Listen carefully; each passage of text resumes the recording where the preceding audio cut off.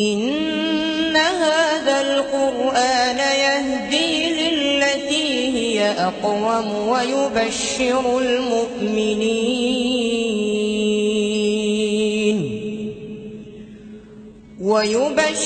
المؤمنين الذين يعملون الصالحات أن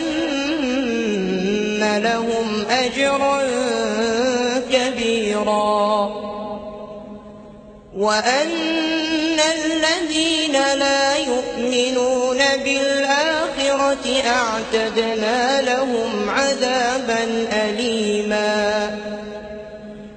ويدعو الإنسان بالشر دعاءه بالخير، وكان الإنسان عجولا. وجعلنا الليل والنهار آيتين فمحونا آية الليل وجعلنا آية النهار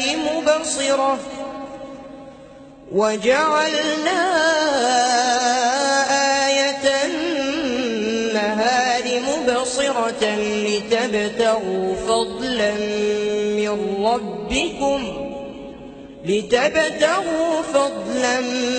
من ربكم ولتعلموا عدد السنين والحساب،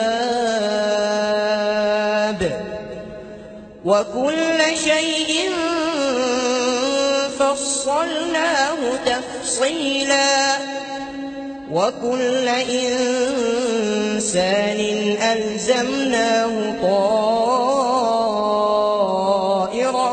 في عنقه، ونخرج له يوم القيامة كتابا يلقاه منشورا.